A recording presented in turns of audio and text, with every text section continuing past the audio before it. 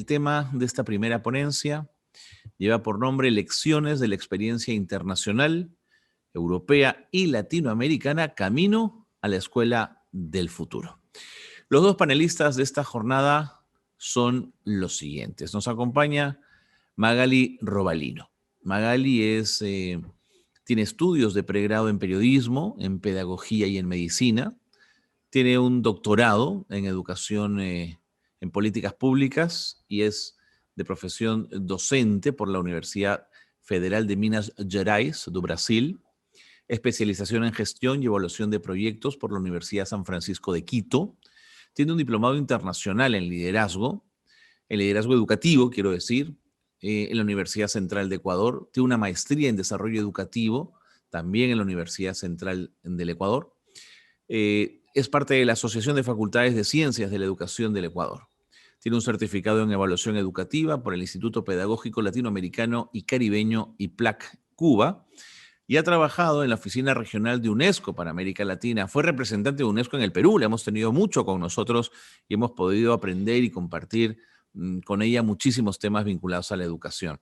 Es autora de varias publicaciones y ensayos y artículos publicados en revistas nacionales e internacionales. Ella es Magali Robalino, que va a estar con nosotros, y también nos acompaña desde Barcelona, desde Cataluña, el profesor Jaume Serramona. El profesor Serramona ha ejercido como docente en todos los niveles del sistema educativo. Ha sido presidente del Consejo Superior de Evaluación del Sistema Educativo de Cataluña y del Consejo Escolar de Cataluña.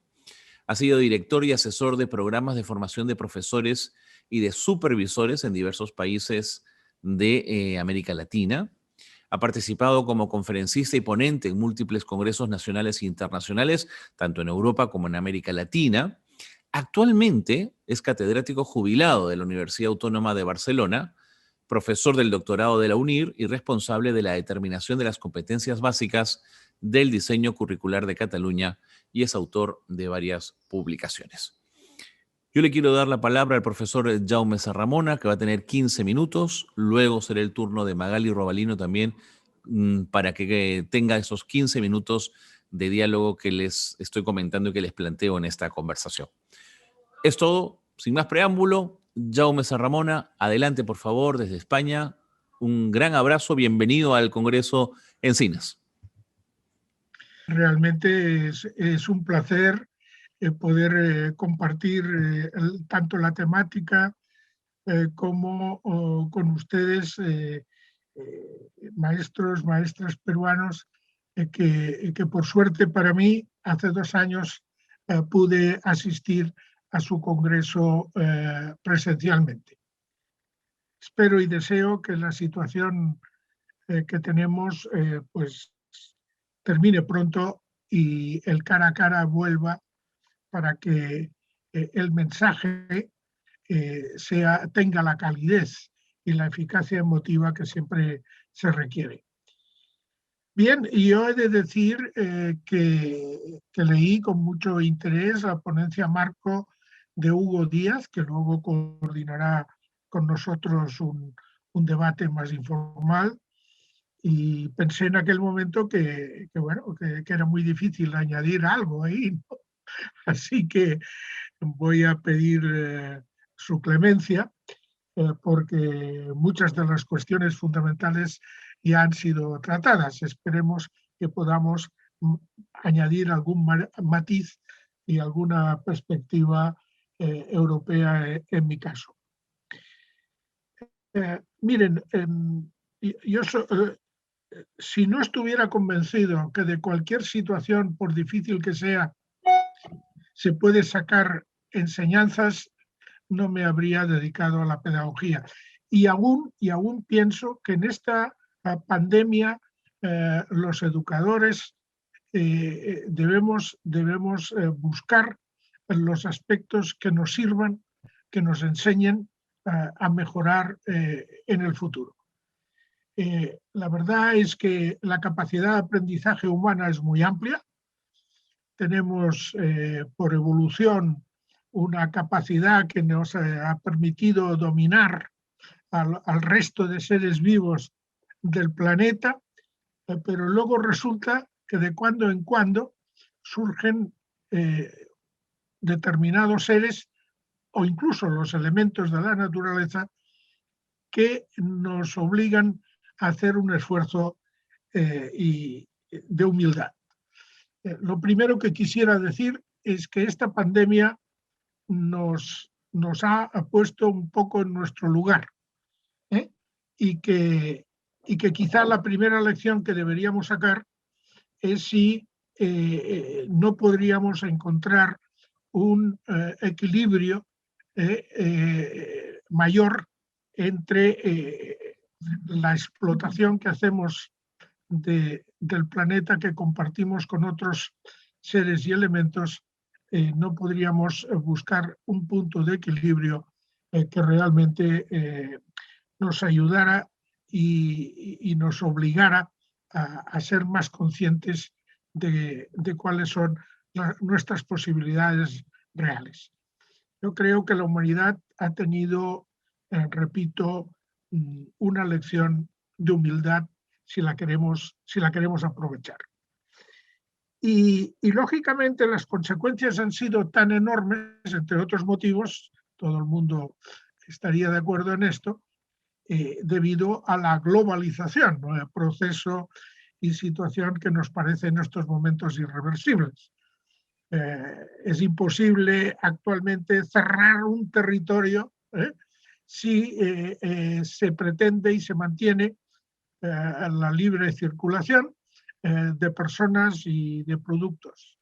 Por lo tanto, aquí la otra lección que podríamos sacar, yo creo inmediata, de tipo general, es que no sé si vale la pena estar tan obsesionados por movernos, como sea, por movernos tan alejadamente siempre y por buscar tal cantidad de productos, muchos de ellos también alejados. Yo creo que una de las lecciones que muchos hogares hemos aprendido es que teníamos tiendas de comestibles o de cualquier otro producto próximos, y quizá estos enclaustramientos territoriales, estos toques de queda, pues nos han ayudado a conocer nuestro propio territorio. Yo simplemente diría una anécdota. Cerca de mi casa hay una especie de caminito en medio de un mini bosque que le llamamos Camino Verde, y hace 2 o 3 años, bueno, te paseabas por ahí y si encontrabas a alguien, buenos días, buenas tardes, casi te alegrabas de ver a alguien. Bueno, ahora a lo mejor nos hemos pasado, pero la verdad es que lo han descubierto cantidad de gente que nunca habían ido por ahí y lo tenían muy próximo. Es un ejemplo de cómo también nos hemos visto obligados a mirar a nuestro alrededor, y quizá eso también nos ayudará a conocer mucho mejor nuestro entorno. Bueno, la verdad es que, no obstante esa globalización universal, siguen existiendo los estados. Estos estados tienen diversidad de organización política y, por ejemplo, y distintos niveles de centralización interna. Digo esto porque en el caso de la Unión Europea, que como ustedes saben es una unión de estados para algunas cosas y para muchas otras, la mayoría, la autonomía o nivel de decisión o libertad, como le quieran llamar, de los respectivos estados es absoluta. Eso hace que cuando hablamos de qué ha pasado en Europa o qué está pasando en Europa, pues nos encontramos con medidas que están absolutamente canalizadas a través de la Unión Europea, repito, unión de estados, y que esto le hace perder, pues, por ejemplo, flexibilidad, y eso ya se notó en el momento de la fabricación y la compra de test, y ahora se ha repetido en el caso de las vacunas. Tanto es así que autoridades alemanas, por ejemplo, ya han dicho que si no se agiliza al nivel que, por ejemplo, ha tenido Estados Unidos o Gran Bretaña, pues que también comprarán por su cuenta. Bueno, les digo esto porque las medidas aplicadas en Europa, de las cuales tendría que hablarles mínimamente, pues son muy diversas según los estados, ¿no? En función de sus propios intereses y, repito, también del nivel de centralización. El caso de España, que ustedes saben que hay gobiernos territoriales denominados comunidades autónomas, pues durante la primera época de la pandemia hubo un toque de queda absoluto, una centralización absoluta, y algunos territorios que querían medidas más drásticas, pues no las podían tener, y otros que las querían más laxas, tampoco, etc. Se acabó ese momento, pero en estos momentos que hay una cierta coordinación, lo que les quiero decir es que, por ejemplo, advertirían que hay territorios en donde el toque de queda, como es el caso de Cataluña, va de las 10 de la noche a las 6 de la mañana y están cerrados todos los locales, sean restaurantes o salas de discoteca o de comercio, absolutamente durante todo ese periodo y anteriormente también. No se puede ir a cenar a los restaurantes y en cambio quizá ustedes habrán visto imágenes de la llegada de jóvenes, especialmente jóvenes franceses, italianos, etcétera, a Madrid, a los cuales les entrevistaban y decían que les gustaba porque estaba todo abierto y no en sus países respectivos. No, en unos casos, luego se ven las cifras de la pandemia y no hay diferencias, o sea que eso también es un misterio. Hay veces que las medidas son más sanitarias y otras son más económicas. Pero les quiero decir de que ha habido situaciones muy diversas en Europa. Es interesante, hay un instrumento matemático que ha desarrollado la Universidad de Oxford y que ayer publicaba el periódico ABC de Madrid, que se hacía eco de este estudio, en la cual en una escala de 0 a 100 señalaba el índice, vamos a decir, de restricción, de dureza en las medidas que tienen los distintos países europeos.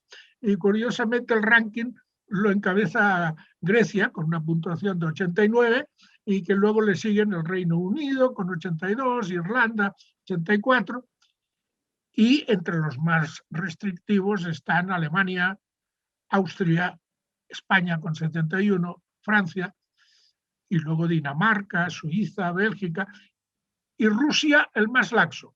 Le dan una puntuación de 40.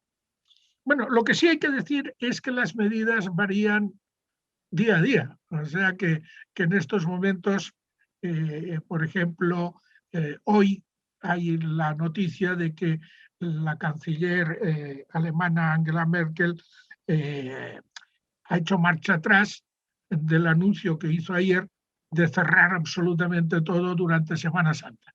El debate ahora está por la Semana Santa. Debate económico, debate sanitario. Y si me refiero a las escuelas, entonces tampoco ha sido uniforme los criterios por los cuales, por ejemplo, se han cerrado o se han abierto las escuelas. En el caso de España, se cerraron todas las escuelas durante los primeros meses. Eso coincidió entre marzo y julio, bueno, más bien julio, que es el curso escolar. Luego julio y agosto son vacaciones. Bueno, pues se cerraron a cal y canto. Y no solamente se cerraron, sino que las instrucciones a los maestros era que no se adelantara el programa escolar y que no se evaluara formalmente. Luego, si quieren, sobre esto podemos debatir y hablar.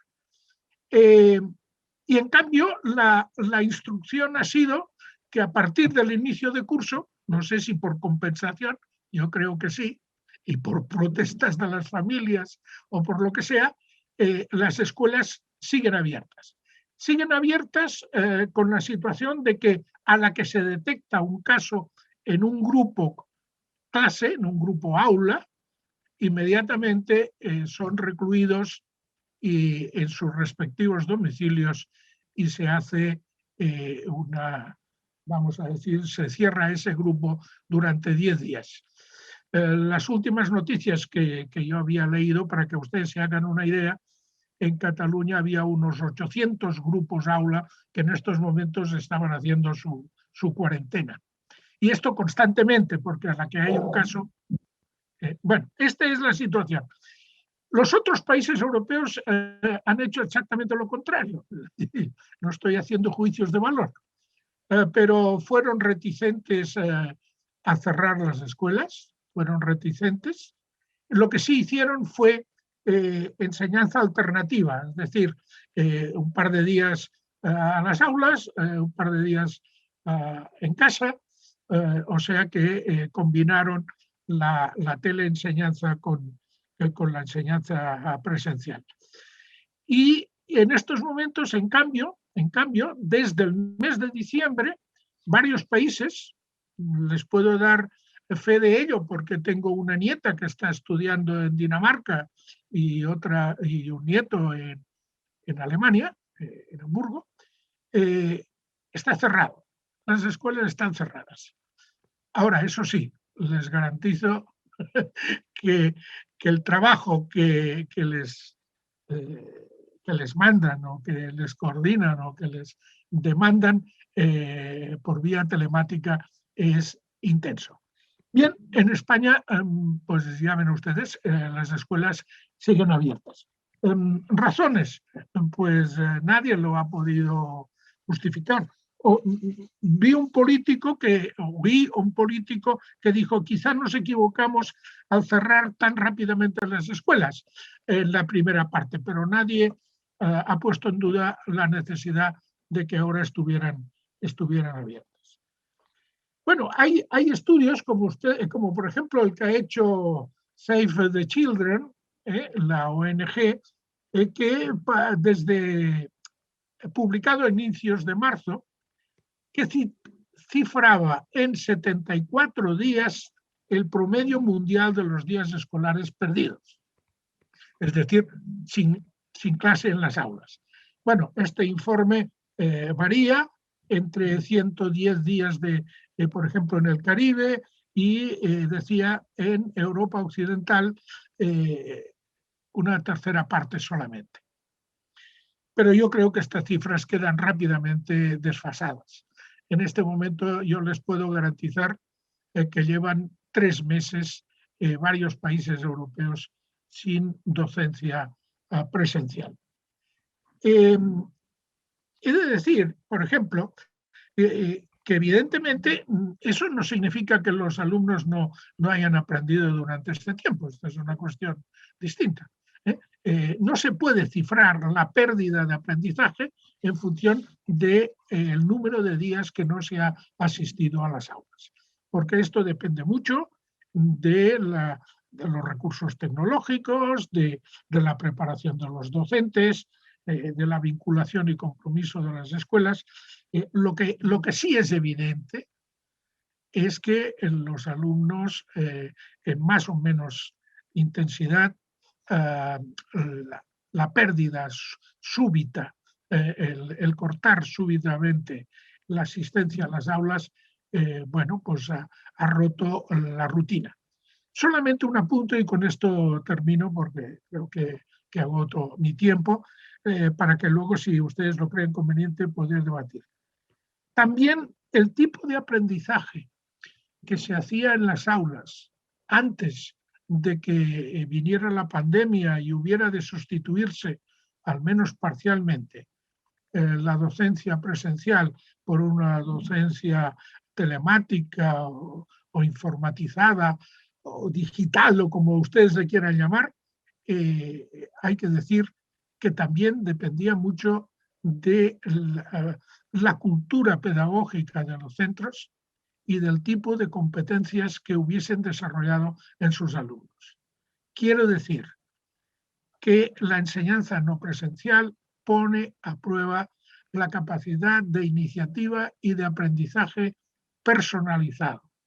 Con esto no estoy diciendo que no haya que hacer trabajo en grupo, pero tal vez aquellos centros que cargan mucho la mano en el trabajo de grupo y se olvidan un tanto del estudio, del esfuerzo, de la iniciativa, de la capacidad presencial, pues estos alumnos se han encontrado menos preparados para luego enfrentarse a una enseñanza en casa o una enseñanza no dirigida directamente desde las aulas. Yo dejo este tema porque para mí es importante y lo pongo como elemento paralelo de que al mismo tiempo que los alumnos hacían sus tareas en casa, sustituyendo la docencia presencial, muchos padres y madres estaban haciendo teletrabajo, sustituyendo también su trabajo en los centros laborales. Por supuesto que todos los trabajos no son susceptibles de ser realizados con una computadora en casa, pero les quiero poner este paralelismo porque tiene muchos puntos en común. Y disculpen, nada más de momento. Gracias. A usted las gracias, profesor Jaume Sarramona, por esa presentación. Y claro que vamos a tener más tiempo para seguir conversando en un instante luego de escuchar a Magali Robalino, a quien yo le cedo la palabra. Le agradezco muchísimo que esté con nosotros. Le mando un gran abrazo porque nos conocemos además y nos queremos mucho. Así que Magali, adelante por favor, tienes 15 minutos. Yo quisiera abordar o utilizar estos 15 minutos y colocar algunos elementos que van a dar cuenta de lo que ha pasado en este tiempo en mi país y aportar una perspectiva desde Ecuador, pero que, como decía Carlos al inicio, como ayer mencionó Hugo también, representa un conjunto de elementos que son comunes a muchos países, particularmente en América Latina.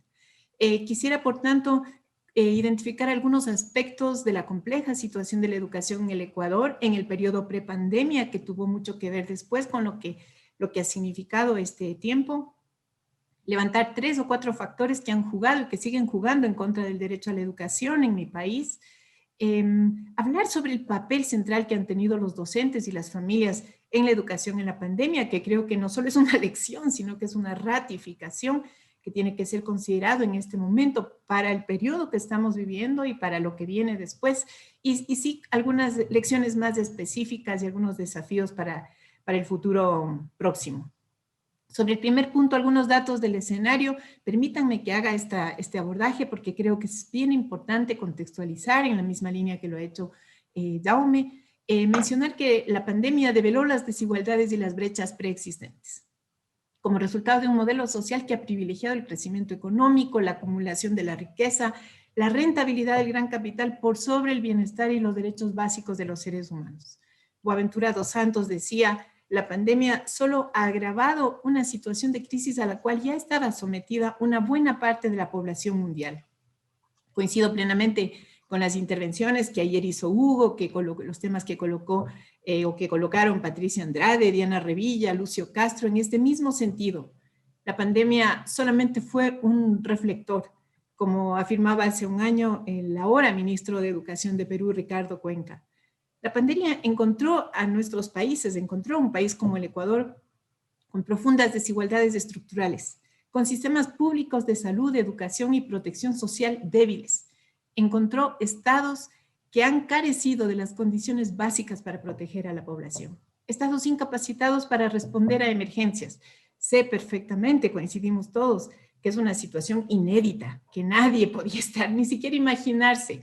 Peor estar preparado. Sin embargo, parte de lo que ha ocurrido es que políticas asociadas a la privatización de los servicios de salud y de protección hoy han significado en gran medida una causa de todo lo que ha estado pasando en términos de una protección básica a la población.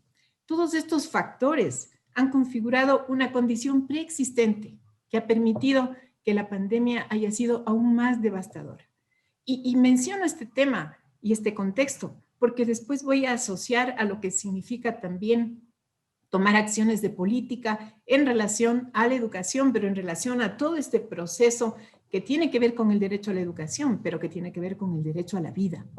Y esta condición preexistente es tal cual pasa cuando una persona que tiene una condición de salud preexistente se contagia del virus. Es todavía más agresivo y más complicado. Eso es lo que pasó en el caso de nuestros países, una condición preexistente de una crisis estructural que ha significado una mayor afectación para una buena parte de la población. Algunos factores que han jugado y que siguen jugando en contra del derecho a la educación, y entre varios yo quiero mencionar 3 por un tema del tiempo. Una educación virtual para poblaciones en contextos de pobreza creciente. Un segundo factor, un aprendizaje virtual para estudiantes y familias sin acceso a conectividad. Y un tercer factor, una enseñanza virtual para docentes sin conectividad ni preparación suficiente para trabajar en entornos virtuales. Nuevamente estoy hablando desde el contexto de mi país. En relación a la educación virtual para poblaciones en contextos de pobreza creciente, déjenme decirles que la pandemia encontró a la mayoría de la población ecuatoriana ya en condiciones de crisis económica. Solo un par de datos oficiales para ilustrar. A diciembre del 2019, un año antes de la pandemia, la pobreza extrema a nivel nacional afectaba a casi el 10% de la población ecuatoriana y al doble si es que veíamos solamente la zona rural. La tasa de pobreza multidimensional llegaba casi al 40% a nivel nacional y en el área rural, un dato dramático, pasaba del 70%. Esta precarización económica se ha agudizado durante la pandemia debido al cierre de fuentes de empleo, a la eliminación de puestos de trabajo, al decrecimiento drástico de los ingresos.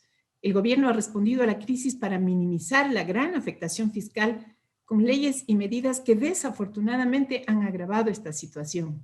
Leyes que permiten el despido intempestivo sin ninguna compensación para los trabajadores, liquidación de empresas públicas, eliminación de puestos de trabajo, terminación de contratos y, ojo con esto, reducción de la jornada laboral, reducción entre comillas, y una reducción efectiva del salario de los empleados públicos, entre ellos de los docentes. Solo hace 2 meses acaba de restituirse el salario completo para los docentes, un tema del cual voy a comentar algo después. Este es el contexto en el que llega la pandemia a la educación. Por lo tanto, hablar de políticas para manejar la situación de la educación ahora y manejar en la pospandemia es también hablar de cuál es el contexto social, económico y político que está viviendo el país. En relación al aprendizaje virtual para estudiantes y familias sin acceso a la conectividad, el Ecuador tomó una decisión que probablemente fue la única posible, como en la mayoría de países, que fue intentar sostener el sistema educativo a través de una modalidad virtual que después fue complementada con programas de televisión y radio, aunque la radio, siendo un medio tan poderoso, no tiene el mismo alcance que tiene en otros países, Perú concretamente, ¿no? Y además se complementó con entregas de guías pedagógicas impresas para estudiantes que habitan en zonas remotas. Esta decisión, sin embargo, se basó en el supuesto de que la mayoría de familias tenían acceso a Internet y a dispositivos electrónicos, un supuesto que chocó con la realidad. El momento en que empieza la pandemia, según datos oficiales, solo el 24% de hogares tenía una computadora de escritorio, apenas el 11% tenía una computadora de escritorio y una laptop, y solamente el 37% de familias a nivel nacional tenía acceso a Internet. Y otra vez las brechas por zona. En la zona rural, solo 16 de cada 100 familias tenían acceso a Internet. Más aún, nosotros todavía tenemos zonas alejadas en las cuales ni siquiera hay servicio de electricidad. Esto para contextualizar también el momento en que pasamos a una modalidad virtual que, otra vez insisto, era la única posibilidad de sostener el sistema educativo. Este tercer factor que yo quiero abordar ahora, ayer se habló bastante también de este tema y creo que es importante destacar que también en el Ecuador pasó lo mismo, es una enseñanza virtual para docentes sin conectividad ni preparación suficiente para trabajar en entornos virtuales. Los docentes han sido el otro gran sector afectado por las brechas tecnológicas. Y menciono 2 razones al menos: su condición económica y su falta de preparación para asumir un modelo de educación virtual. Los docentes en mi país han tenido y todavía tienen que sufragar gastos para contratar internet, comprar equipos.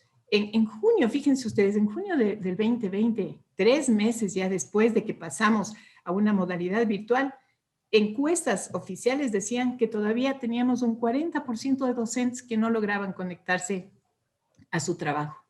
Las dificultades para trabajar en entornos virtuales por parte de los docentes ha sido otro de los grandes temas que ha puesto en evidencia la pandemia. Y esto supone el uso pedagógico de las TICs, la optimización del tiempo. Es decir, no es solamente el paso del aula a la pantalla, es pensar otro modelo, otra manera de aprender y enseñar. Creo que lo que estamos viendo también es los vacíos de la formación docente inicial y en servicio. Y por otra parte, un sistema educativo que en la realidad no consigue incorporar la innovación y los cambios que se producen en el escenario social y general a su dinámica de desarrollo. Paso al punto 3 que quería abordar y tiene que ver con el rol de los docentes y las familias. La mayor parte de docentes ecuatorianos, públicos y privados que atienden el nivel de educación básica, enfrentaron reducciones salariales, limitaciones de conectividad, vacíos en la preparación profesional, falta de reconocimiento a su trabajo y precarización de las condiciones económicas, entre otros problemas. Y no deja de ser una enorme contradicción, una doble contradicción, que primero se haya decretado desde el nivel gubernamental la reducción de la jornada laboral de los docentes y por otro lado se haya disminuido su salario. Todos sabemos que la modalidad a distancia ha producido un incremento del trabajo docente y una extensión de la jornada laboral. Y digo que es una doble contradicción, porque se reduce el salario en momentos en que los docentes tienen que incurrir en mayores gastos para sostener su trabajo, pero para sostener el servicio educativo. Las y los docentes de mi país han permanecido en primera fila de respuesta a la emergencia. Ha sido uno de los pilares más importantes para mantener en pie el sistema educativo. Déjenme decirles que las y los docentes hoy están subsidiando al Estado para que en medio de todas las dificultades, una parte, no todos, una buena parte de estudiantes mantengan el vínculo educativo. Las familias son el otro gran factor que se ha jugado en esta pandemia a favor de la educación. Más aún, considerando que la mayoría de familias son pobres, que siguen haciendo grandes esfuerzos para que sus hijos e hijas accedan a algún tipo de conectividad y además que han estado acompañándolos a pesar de condiciones de precariedad. Voy cerrando con algunas lecciones y desafíos de la pandemia que quiero compartir desde mi país. Un primer elemento y que creo que vale la pena discutir en línea con lo que planteaba Jaume y lo que ayer mencionaron varios de los colegas que intervinieron en el primer día del Congreso, es esta crisis del currículo homogéneo y de las evaluaciones estandarizadas. Ahí tenemos un tema para conversar, Hugo y Jaume. El currículo preestablecido desde los niveles centrales como un acumulado de contenidos prescritos para el conjunto del sistema y para todos los estudiantes por igual, ha entrado en crisis más que nunca en esta pandemia. La modalidad a distancia ha permitido que ustedes, maestras, maestros, los profesores de mi país, entren a través de la pantalla a las casas de los estudiantes, conozcan sus realidades y confiemos en que están logrando valorar la diversidad, la necesidad de adaptaciones curriculares para cada situación. No es posible enseñar lo mismo en la zona rural que en la zona urbana. No es posible enseñar igualito en la costa que en la sierra. Y no significa bajar la calidad. Al contrario, significa asegurar la más alta calidad para todas y todos, precisamente a partir del reconocimiento de la diversidad y de la necesidad de modificaciones y adaptaciones al currículo. La evaluación de los aprendizajes basada en la medición del logro mediante pruebas estandarizadas que sostienen una lógica instrumental de la calidad educativa tampoco ha podido funcionar en este contexto. Este escenario ha confirmado la gran diversidad de los estudiantes de las escuelas y de las aulas, las características de las familias y la urgencia, además, de fortalecer maneras de evaluación que hagan seguimiento, que puedan tomar decisiones oportunas, pero que no pueden ser homogéneas y de la manera como se ha estado desarrollando antes de la pandemia. Este es el riesgo mayor que tenemos, que volvamos a la normalidad, entre comillas, y regresemos siendo los mismos, que los sistemas educativos no hayan aprendido nada y que la sociedad tampoco haya cambiado. Algunos elementos, y voy terminando con esto para seguir con la conversación, que tiene que ver con medidas de política que resultan urgentes. Reinserción y permanencia de los estudiantes en las escuelas es hoy en mi país un desafío de la mayor urgencia, de la mayor importancia. Estudios que se han realizado en los últimos meses muestran que por lo menos la mitad de los estudiantes en la zona rural han perdido el vínculo con la escuela. Este es un tema absolutamente grave, como lo es el hecho de que en las zonas urbanas también hayan abandonado el sistema los estudiantes o que su vínculo sea intermitente. Otra gran lección y al mismo tiempo desafío de la pandemia es la necesidad de reconfigurar la noción de calidad educativa. La pandemia ha regresado al tapete un antiguo y necesario debate sobre la implementación de un currículo que oriente hacia el aprendizaje de aquello que realmente importa, que construya sentidos en los estudiantes para configurar sus proyectos de vida, que construya aquello que les conecta con sus experiencias y sus aprendizajes previos, con su cultura. Los aprendizajes más relevantes, decía Paulo Freire, son aquellos que contribuyen a transformar a las personas y a las sociedades como espacios de libertad, igualdad y justicia social. Estos temas hoy tenemos que poner sobre la mesa, porque lo otro es quedarnos en una discusión que ya teníamos desde antes. ¿Cuánto enseñar? ¿Qué asignaturas enseñar? ¿Cuántas horas? ¿Qué materiales?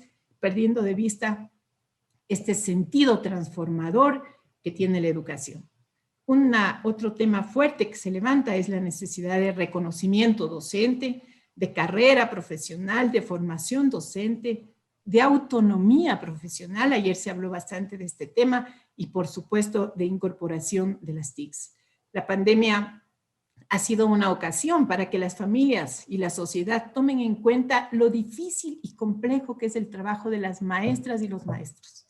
En un momento en que han tenido que estar muy cerca de la educación de sus hijos, han comprendido con mayor claridad que para ser docente se requiere una preparación especializada y que no cualquier persona o cualquier profesional puede ejercer como docente. La formación inicial y en servicio de los profesores es una dimensión crucial también. Las universidades, los institutos formadores están en este momento en un lugar privilegiado para incidir en las políticas educativas y para formar profesores con capacidades para actuar en los nuevos escenarios que tiene hoy la educación. No se trata solamente de generar cursos para el manejo de tecnologías y herramientas informáticas. Ojo con esto. No se trata solo de programar cierto tipo de software para introducir en las escuelas, para conectar en una computadora. Sería la pérdida de oportunidad para aportar desde este espacio de incorporación de las tecnologías en la preparación de docentes que tengan voz, que tengan acción en las decisiones de política, en las decisiones curriculares, en las definiciones de sus prácticas pedagógicas. En efecto, las tecnologías son útiles, son imprescindibles en este momento, van a seguir siendo importantes. Sin embargo, no podemos perder de vista, y esto también ha mostrado la pandemia, que la educación es una experiencia social, es un proceso transformador donde el factor humano es absolutamente fundamental. Las tecnologías ayudan, potencian, generan otros entornos de aprendizaje, pero es fundamental que haya un proceso de formación de maestros y maestras que vayan más allá de un uso instrumental de la tecnología. Escuelas seguras, Internet universal e inversión social en la educación, y con eso termino. La nueva normalidad, en verdad, debiera ser otra realidad, para la cual se requieren políticas de Estado integrales, y por eso conecto con el primer elemento que coloqué como contexto. Es necesaria una fuerte inversión para asegurar que las escuelas tengan servicios básicos, espacios adecuados, equipamiento tecnológico, el retorno, que es hoy una urgencia frente a la necesidad de reconstituir estos espacios de socialización, de relación directa, pero además de impedir que los estudiantes no solo pierdan aprendizajes, se desvinculen del sistema educativo. El trabajo infantil y adolescente es un tema que está ahí muy fuerte sobre la mesa, pero sobre todo el retorno es un problema de inversión, es un problema de modificación de los procesos pedagógicos, no solo es un problema sanitario, no es un tema de mascarilla solamente, ni de distanciamiento, ni de gel. Creo que también, y el Internet universal es en este momento un derecho. Es importante que el cierre de brechas educativas implique también un cierre de brechas económicas y sociales de las familias y de la sociedad.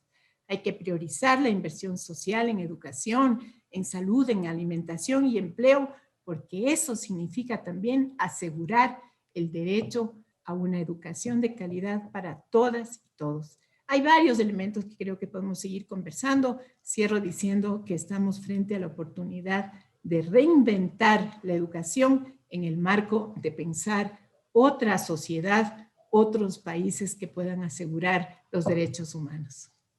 Gracias, Hugo, y gracias, Carlos. Muchas gracias a ti, Magali, por esa presentación. Lo que viene ahora va a ser algo muy rico y muy sabroso, digamos. Vamos a pedirle al profesor Hugo Díaz que modere una conversación amplia, abierta, con Jaume y con Magali y con Jauma. Si ustedes no estuvieron ayer, yo quiero contarles rápidamente que el profesor Hugo Díaz es administrador de empresas, es especialista en planificación y políticas educativas, que ha sido además director general de planificación en el Ministerio de Educación. Actualmente es director de educación en la Fundación Santillana y es miembro del grupo asesor de la Secretaría de la Organización Iberoamericana de Educación y vicepresidente del Instituto para la Defensa Nacional y miembro del Consejo Nacional de Educación. Profesor Hugo Díaz, adelante por favor con esta moderación. Muchas gracias, Carlos. Muchas gracias a Jaume y a Magali por las presentaciones que han hecho, que son muy ilustrativas y la verdad que dan pie para conversar de muchas cosas realmente interesantes. Indudablemente que los contextos, algunos son similares, otros diferentes, pero creo que al final de cuentas, como bien lo han señalado ambos, esta es una oportunidad que se presenta muy valiosa para poder hacer algunas reformas en el sistema educativo que no sean simplemente un maquillaje, sino que realmente hagamos reformas serias en campos como el currículum, la evaluación, las didácticas de aprendizaje, los propios diseños de las escuelas y las relaciones que tengan que haber entre las escuelas, los hogares, el Estado y la sociedad en su conjunto, ¿no? Y en ese sentido, bueno, yo quisiera empezar con un tema que tocó, que han tocado ambos, ¿no? Pues son los temas asociados al currículum, a la evaluación. Y uno de los artículos que Jaume ha escrito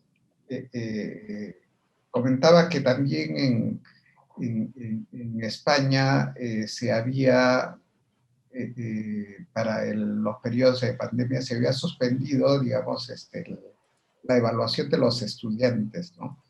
Y indudablemente que eso, me imagino, ha traído unas consecuencias importantes porque, de hecho, el saber que no voy a ser evaluado, pues puede hacer que yo relaje mi aprendizaje, ¿no? Y eso puede significar, no sé si se ha medido, pero pérdidas de aprendizaje significativas, ¿no? En ese sentido, Jaume, ¿tú cómo ves este tema de la evaluación en épocas de pandemia, ¿no? Nos has contado que hay países que son súper exigentes y que el haber pasado de educación presencial a educación a distancia, en realidad no ha hecho mucha diferencia, ¿no? Pero sí, sobre todo para poblaciones más pobres, estuve leyendo algunos informes de España, sí sé que las poblaciones vulnerables han sido bastante afectadas, ¿no? Este tema de la evaluación, ¿cómo lo ves, estas decisiones de no haber evaluado a los alumnos? Yeah. A ver, indudablemente, cuando hay un ambiente familiar deprivado, socialmente, económicamente, pues todos los problemas se suman, ¿no? Si la familia está con desempleo, si tienen problemas para el día a día, ¿cómo vamos a decir de que tienen todos los recursos tecnológicos? Las proporciones en Europa que no son las mismas en todos los países, ni tampoco respecto a América Latina, ¿verdad? O otros continentes. Pero a ver, yo quisiera hablar como pedagogo, ¿no? Yo oí cómo en un cierto momento se argumentaba de que no había que evaluar porque si se evaluaba y se adelantaba programa, los alumnos que estaban en situación, vamos a decir, de mejores condiciones familiares, que tenían conexión a Internet, bueno, pues que estos aún se distanciarían más de los que no tuvieran esos requisitos. Y que por lo tanto evaluar y adelantar el programa es ir en contra de la equidad. O sea, el argumento es, vamos a evitar la equidad no haciendo nada con nadie. Este es el argumento. Bueno, yo no comparto este criterio, por supuesto, no lo comparto, porque creo que los alumnos que tienen unos padres que por suerte para ellos se preocupan o tienen recursos, tienen derecho, ya que hablamos de derecho de la educación, a recibir educación y enseñanza de calidad. Y lo que hay que hacer es precisamente buscar los elementos compensatorios, que en muchos casos son mayor atención con aquellos que tienen dificultades, pero no hacer nada con nadie, pues tú lo has dicho muy bien, Hugo. Es decir, la motivación, si sabía que no habían evaluaciones, pues ha bajado. Pero yo diría que no solo bajaban en los alumnos, tengo nietos que estaban en este momento, sino también en los docentes. Porque no es posible, yo voy a ser rotundo, así provoco un poco, no es posible hacer una enseñanza mínimamente de calidad sin evaluar. Es que la evaluación está en el proceso mismo didáctico, por lo tanto no se puede prescindir de evaluar.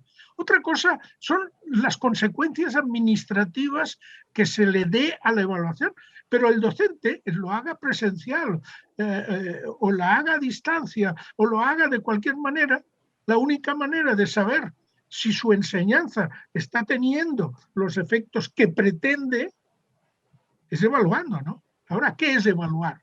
¿Poner una prueba estandarizada, como decía Magali? No, pues evidente que no. Podríamos discutir, porque todos los países avanzados, España no, tienen al final de la educación básica o al final de primaria pruebas estandarizadas. Lo tiene toda Europa, España no. Bueno, yo no sé si esto es muy bueno o no lo es.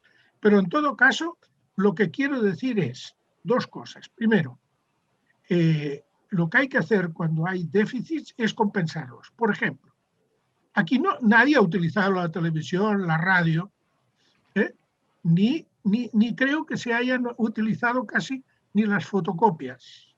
Ya. ¿Por qué? O había enseñanza por pantalla o nada. No, yo creo que hay muchas maneras de hacer enseñanza, ¿no? Hay muchas maneras de enseñanza no presencial. Por lo tanto, se podía hacer por otros sistemas. por ejemplo, pienso que en este periodo es una gran oportunidad para que los alumnos lean textos que no sean 2 líneas del WhatsApp, ¿verdad? Textos que busquen y evaluar a distancia. Alguien diría, ¿pero cómo evaluar a distancia? Oigan, la enseñanza a distancia tiene 1,5 siglos de existencia. Y miren si se evalúa. Claro que se puede evaluar. Naturalmente, lo que no se puede evaluar es una simple memorización o pruebas que son puramente mecanicistas o de elección múltiple. Pero cuando hablamos de evaluar competencias, pues claro que se puede evaluar. Se contextualizan los aprendizajes a los ambientes en los cuales se trabaja, se pide opiniones, se pueden realizar tareas en equipo, se puede hacer una conexión. Yo he visto una nieta mía como el profesor, que los tenía todos en pantalla, la llamaba y le decía, oye, tal, ¿y tú qué piensas y qué haces y esto cómo lo ves? Y si alguno se despistaba también le llamaba la atención. Bueno, esto, si hay pantalla, se hace en pantalla, pero si no, se puede hacer con otros recursos. Lo de que en situaciones de crisis las poblaciones vulnerables son las perjudicadas, ya lo sabemos, pero es que el perjuicio viene por la misma sanidad, es que van a sufrir más, es que realmente se van a encontrar económicamente, eso, y ya lo sabemos. Ahora de lo que se trata es, ¿tenemos opciones o la opción es no hacer nada? Eso yo no lo puedo admitir, porque, vamos a ver, antes de la pandemia, recursos tecnológicos en las aulas, no digo en todas, ya lo sé, que hay zonas que no hay ni internet, pero yo ahora estaría pensando, bueno, y en Barcelona, ¿hay alguna escuela que no tiene internet? Pues ninguna. Ahora, ¿se usa? Esta es otra cuestión. ¿Y para qué se usa? Yo por eso decía que aquí nos hemos encontrado con una situación en la cual las enseñanzas pueden ser potenciar un poco más la iniciativa de los alumnos, haciendo que la búsqueda personal, el trabajo de grupo, que las tecnologías lo permiten, ¿verdad? Ahora estamos aquí reunidos un grupito, ¿no? Que nos interactuamos. Bueno, pues a ver si esto sirve para algo. Solo un apunte. Evidentemente, cuando hay un currículum nacional y todas las escuelas tienen el mismo currículum y tienen que aplicarlo de la misma manera, el tema de la evaluación es bastante diferente. La evaluación se convierte en algo, en el primer caso, con un currículum nacional. Con estas diferencias la evaluación se complica, pero que se puede evaluar de manera no presencial, sin ninguna duda. Si me permiten una pequeña licencia personal, pues les diré que yo lo he hecho a lo largo de toda mi carrera profesional, porque siempre he estado trabajando en enseñanza a distancia, al mismo tiempo que la enseñanza presencial. Es más, no, yo diría un pequeño apunte. En el caso de la universidad, los acuerdos de Bolonia, lo de hacer que un crédito sean 25 horas trabajo alumno, ya hace por lo menos 15 años que ha desarrollado que las clases de aula son sustituidas en gran parte por trabajo individual y de grupo. O sea que lo de potenciar la iniciativa de los alumnos sin que todo sea verbalizado por el docente, ya hace tiempo que está aquí y en todo caso ha venido un poco para quedarse, como el teletrabajo. Gracias. Magali, siguiendo con este tema, que la verdad que me parece bien importante, ¿no? El año pasado, como muy bien lo has comentado, en el caso de Ecuador, Perú igual, y imagino que gran parte de los países de América Latina, en realidad en términos de aprendizaje fue un año trágico, desastroso, ¿no? La pérdida de aprendizajes de aquello, comparado en relación al currículum oficial, ha sido muy grande, ¿no? Es posible que los chicos hayan aprendido otra cosa. Pero recuerdo que Jaume en algún momento había escrito al inicio de la pandemia de marzo, abril del año pasado. Él recomendaba una cosa que después yo le encontraba bastante sentido, pero que me da la impresión que en la mayor parte de países de América Latina no se ha hecho y tampoco se hizo, creo, en España, ¿no? Él lo que sugería es que dado que se había perdido mucho del calendario escolar, la posibilidad de alargar un mes más para que los chicos por lo menos vayan recuperando un poquito más sus aprendizajes, ¿no? Me oí cosas muy feas cuando, ante esta propuesta. Pero, porque en realidad, por ejemplo, en el caso peruano, los chicos a través de la televisión o la radio estudian solo 1 hora al día. No sé cómo ha sido en Ecuador, pero posiblemente ha sido algo parecido, ¿no? En las escuelas públicas. Entonces, la verdad que ha sido un año escolar bien flexible, bien laxo, ¿no? Y entonces, hacer un año escolar como que nada pasó y que los chicos tienen sus vacaciones normales como se tienen en época regular, parecía un poco sorprendente, ¿no? ¿Tú cómo ves? Porque hay un tema de pérdida de aprendizaje que ya no se va a recuperar en el futuro, y eso va a afectar fuertemente el futuro de estas generaciones. ¿Cómo ves ese problema? Bueno, varios temas interesantes acaban de levantarse. Bueno, el que tiene que ver con qué es lo que está pasando con el aprendizaje de los estudiantes, qué es lo que está pasando con la evaluación, se debe evaluar, no se debe evaluar, cuánto están aprendiendo, hay que ampliar los tiempos del año escolar.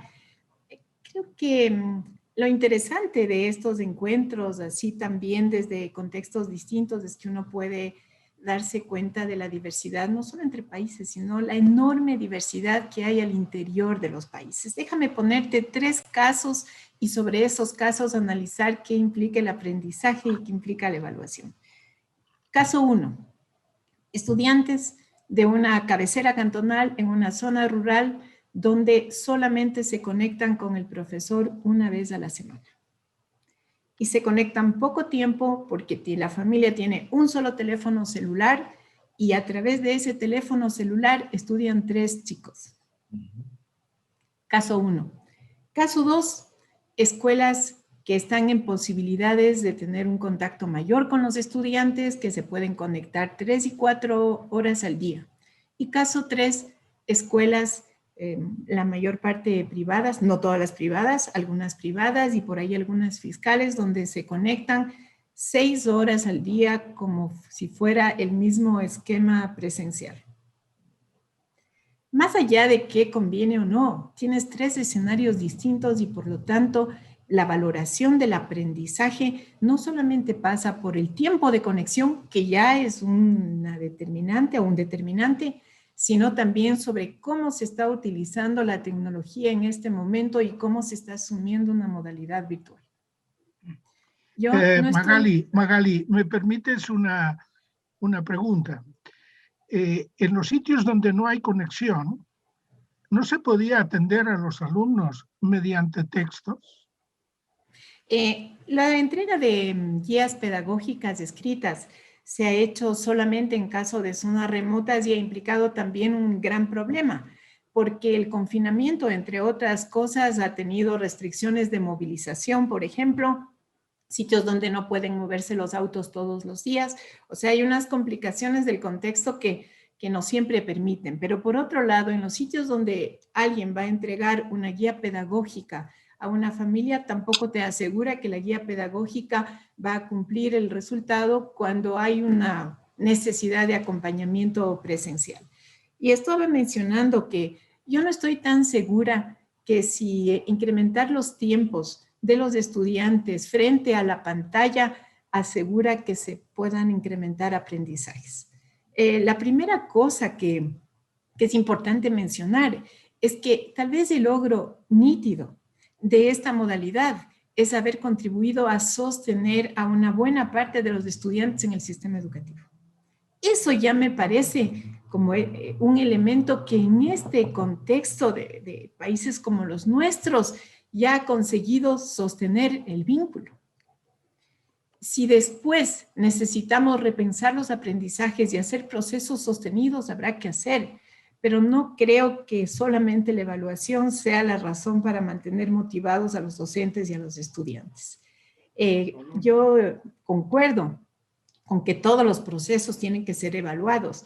El punto es qué ponemos en el centro y para qué utilizamos. ¿En el centro debe estar la evaluación o en el centro debe estar la necesidad de comprender cuáles son los estudiantes que están en la pantalla y cómo hacer que esos estudiantes puedan tener la menor pérdida posible? Y creo que la mayor pérdida está en aprendizajes, pero está en los procesos de socialización, en la interrelación. Incluso el hecho de que no hayan podido estar en la escuela ha significado problemas de convivencia en la familia, violencia escolar.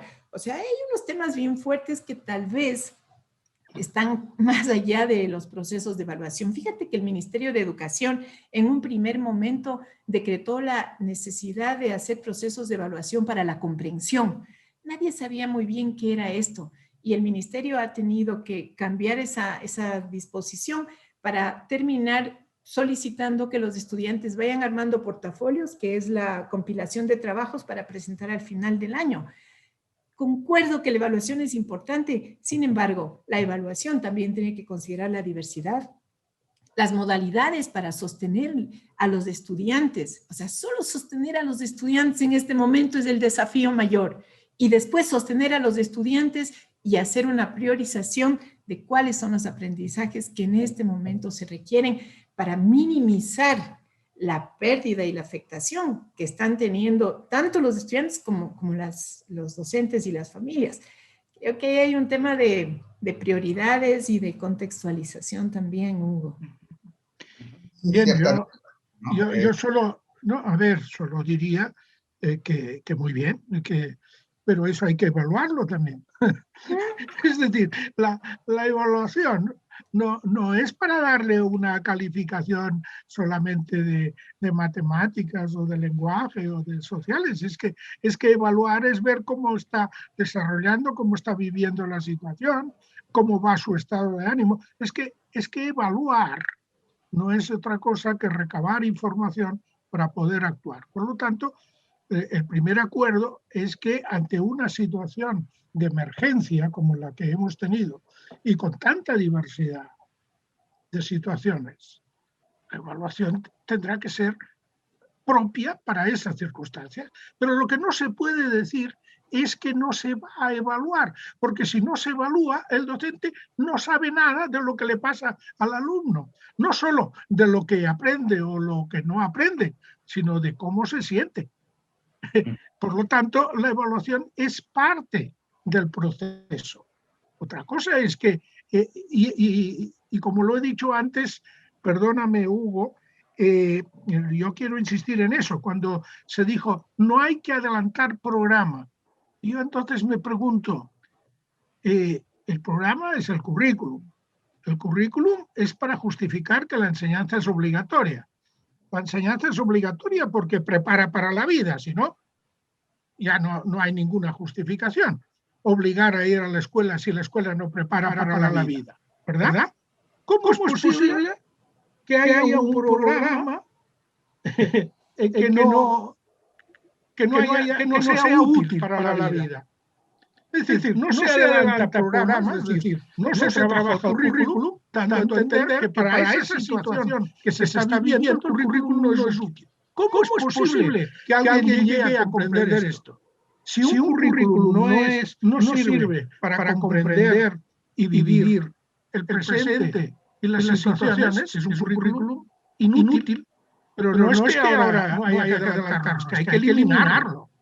Por lo tanto, no avanzar el programa significa que no aprendan nada. Lo que hay que seleccionar es lo que vale la pena aprender. No tiene sentido.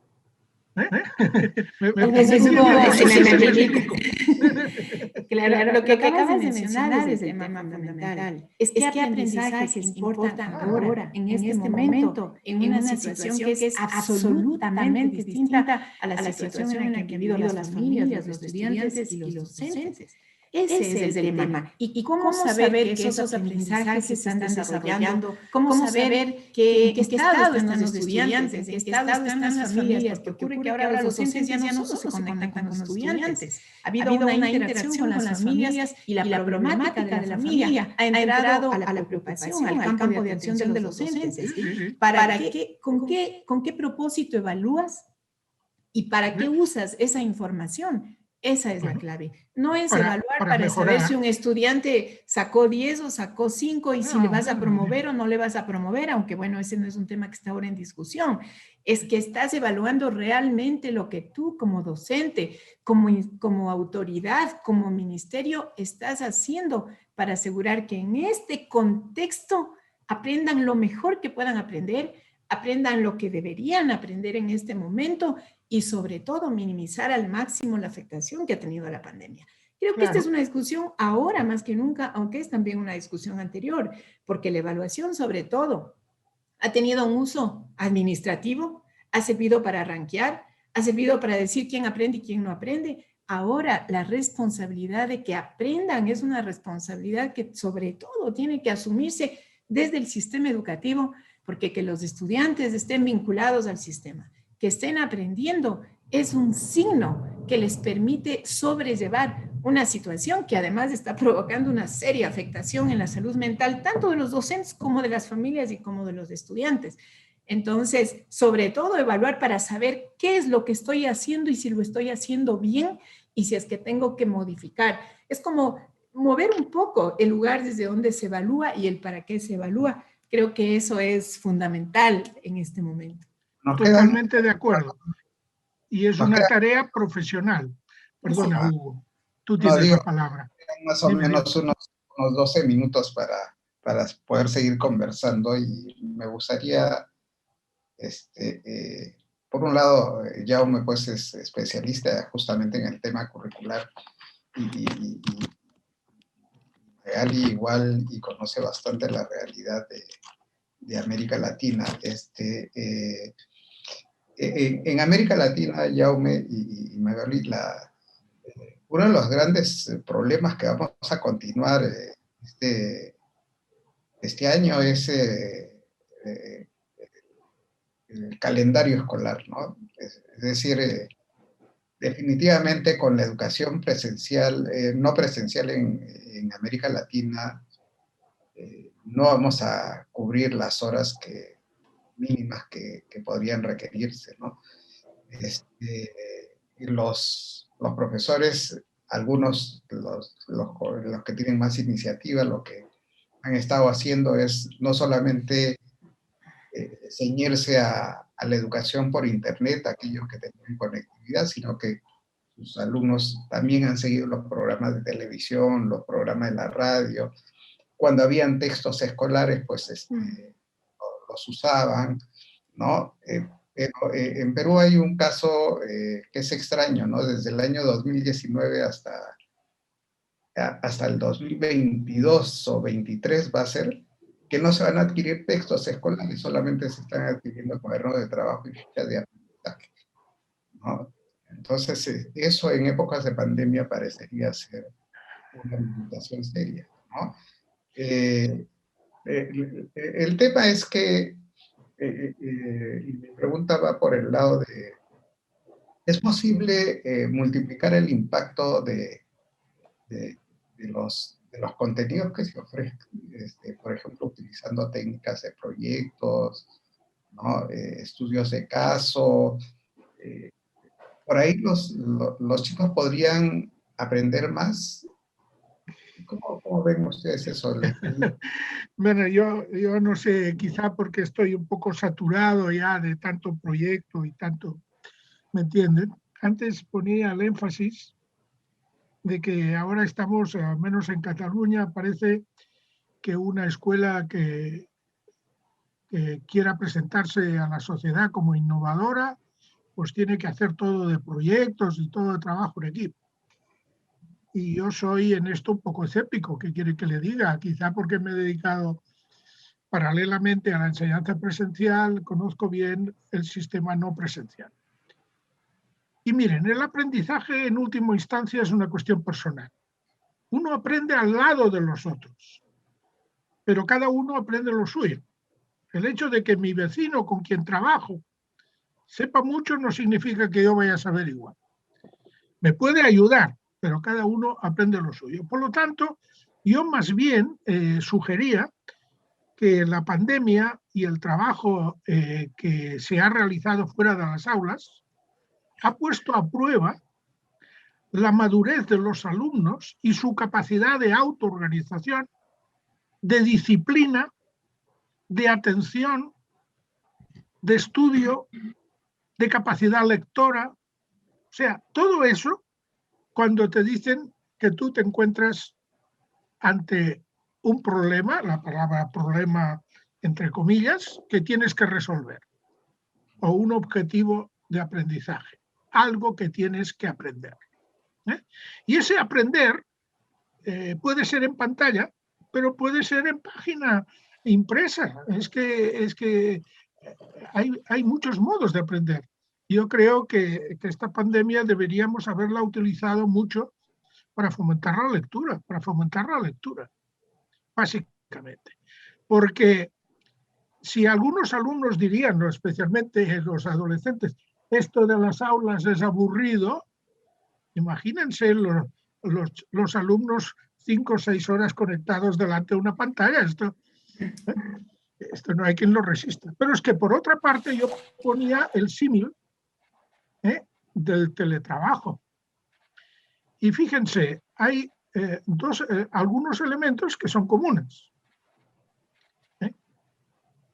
Hay hogares de todo tipo, pero en muchos hogares, y lo puedo decir por mi propia familia, nietos, hijas, que los padres con teletrabajo, los hijos con teleenseñanza. Entonces, ¿qué es lo que tienen en común? Pues la necesidad de que personalmente te resuelvas los problemas, que busques la información, que te organices, que seas disciplinado, etcétera, etcétera, aunque tengas apoyo. Pero hay otro factor. Miren, en el caso del teletrabajo, uno de los elementos más distintos, ya que hablas del calendario y todo esto, es que el rendimiento se mide por producto, no por cantidad de horas que el teletrabajador esté delante de la computadora. Y esto es un cambio de... Ya sé que esto se presta a las exageraciones que queramos, y se puede abusar, incluso explotar. Y muchos que están haciendo teletrabajo acaban diciendo, oye, yo ahora trabajo más horas que antes. De acuerdo. Pero también sabemos que quien solo se rige por el horario, pues espera la hora de la salida y mañana lo terminaré. Es decir, esa iniciativa de resolverte los problemas y además hacerlo en un tiempo que está fijado, esto se aprende con la enseñanza no presencial. Pero quiero hacer una acotación rotunda. Solo en el caso de ser imposible la presencialidad en las aulas, hemos de recurrir a esto, que quede claro, durante la educación básica. Porque la socialización, el contacto directo, es imprescindible y es lo que justifica que la enseñanza sea obligatoria. Otra cosa son los niveles no obligatorios. Otra cosa son, y por eso hay universidades a distancia, para entendernos, ¿no? Gracias. Y yo trabajo en uno, por ejemplo. ahora. Sí. Hugo, antes de que nos gane el tiempo, porque ya mismo, ya veo que ahí están llegando los invitados para la siguiente parte. Yo quisiera colocar 3 temas en relación a lo que tú hablabas, de cómo hacer que los aprendizajes se recuperen, cómo intentar minimizar la pérdida que ha habido en este año. Yo pensaría que hay que darle vueltas no solamente al tema de los aprendizajes homologados a contenidos, a programa, a esta secuencia curricular que las escuelas y los docentes tienen. Yo creo que es un buen momento para pensar la recuperación, repensando también los sentidos justamente del currículo, los sentidos del aprendizaje. Ayer Patricia Andrade habló bastante sobre este tema y creo que es un momento más bien como para fortalecer estos colectivos docentes y estos espacios de discusión sobre cuáles son los aprendizajes que importan ahora, cómo hacer una mirada desde las lecciones que deja la pandemia, desde la situación que ha vivido, y esto nuevamente va a tener mucho de diverso, porque ni todos los países son iguales y como decía hace un rato, ni todos los territorios son iguales. O sea, este elemento de repensar los sentidos creo que es un tema fundamental. Esto en el caso de Perú, el Consejo Nacional de Educación es un espacio súper interesante. En el caso del Ecuador hay otros colectivos que están discutiendo estos temas. Uno segundo, yo creo que es bien importante, es promover la innovación al interior de las escuelas. No solo al interior del sistema educativo, sino al interior de las escuelas. Cierto que la innovación es algo sobre lo cual se habla mucho. Sin embargo, la innovación es entendida nuevamente como prescripciones verticales, cuando la innovación tendría que ir de la mano de la autonomía de las escuelas, de la autonomía de los colectivos docentes, de la posibilidad de construir alternativas de aprendizaje desde las escuelas, desde el territorio, más o menos desde adentro. Y esto significa romper estas estructuras centralizadas de gestión que chocan contra las iniciativas de los profesores. Un tercer elemento que yo creo que es bien importante es que la escuela, los colectivos docentes puedan valorar lo que ha sido la conexión con la comunidad y la conexión con la familia. Tú ayer, Hugo, decías algo que suscribo totalmente. Es un momento de abrir la escuela a la comunidad y de abrir la comunidad a la escuela. Esta relación que hoy se ha visto casi forzada por la pandemia, una relación que además está escrita desde hace mucho tiempo y que en algunos lugares, en algunos territorios hay experiencias importantes, es hoy un momento central como para que la escuela sea una escuela abierta a la comunidad, que no significa otra cosa que una escuela que enseña los contenidos que son relevantes, los contenidos que son pertinentes y que se transforman en los aprendizajes para la vida y para la construcción de proyectos de vida. Creo que estas son las lecciones que está quedando, porque yo lo que me temo, y es un gran riesgo, que todo este retorno sea como este afán de regresar a lo que hacíamos antes, tal cual hacíamos antes, sin haber aprendido lo que la pandemia ha puesto, que no solamente es una nueva situación, la pandemia ha interpelado lo que hacíamos antes. De hecho, y déjame terminar porque ya estamos cerrando el tiempo, que, por ejemplo, un tema que se ha venido discutiendo desde hace rato sobre la educación ciudadana es uno de los temas centrales que hoy tendrían que estar en el sistema educativo y en las escuelas. Parte de lo que nos está pasando con esta cadena de contagios, con estas olas repetidas, es que hay también un componente de educación ciudadana que está en algunos jugando. casos. Sí, exacto, pero tiene que ver con eso, cómo ves al otro, cómo te ves a ti mismo en la responsabilidad por la salud del colectivo. O sea, es cierto que hay, digamos, condiciones estructurales que hacen que la gente salga a trabajar, la informalidad, el desempleo, todo eso está jugando. Pero también, en muchos casos, sectores que no tendrían que hacerlo, están haciéndolo por esta necesidad o por esta ausencia, más bien, de valores de ciudadanía. Y este es un tema central que ahora tendría que estar en la práctica, en las culturas institucionales, en el trabajo de los profesores. Ojo con esto, creo que esto nos lleva a una discusión que va más allá de los contenidos, de las evaluaciones, de los tiempos, que me parece que es afectar al centro de los problemas. Con todo mi respeto, no va más allá. no va Incluye, más allá. incluye, Ese Jaume, debe ser el currículum, esa debe ser la evaluación, esa debe ser la educación. Porque si se tiene que preparar para la vida, lo primero que hay que hacer es que la vida entre en el proceso educativo. Y en estos momentos, si se habla de fake news, hace 2 años podíamos discutir otras cosas. Ahora habría que discutir si los negacionistas tienen razones o no. ¿Me entienden? Y si hablamos de educación cívica o como le quieras llamar, habría que decir qué pasa con los señores que toman su auto, van a su segunda residencia, contaminan lugares donde luego no hay servicios sanitarios. Sí, sí, y también esos jóvenes que salen por las noches, rompen el toque de queda para hacer botellones y beber alcohol, porque las discotecas están cerradas. Eso también hay que discutirlo. Y eso también hay que valorarlo o evaluarlo. Quiere decir, ver el nivel de comprensión y las actitudes despertadas. No son cosas distintas. Lo que sí que hay que hacer es contextualizar. Mucho para seguir conversando. Muy interesante este diálogo. La verdad, A ver qué están pensando las maestras y los maestros que nos están viendo. Esa es la experiencia realmente importante, ¿no? Ese es el conocimiento que necesitamos.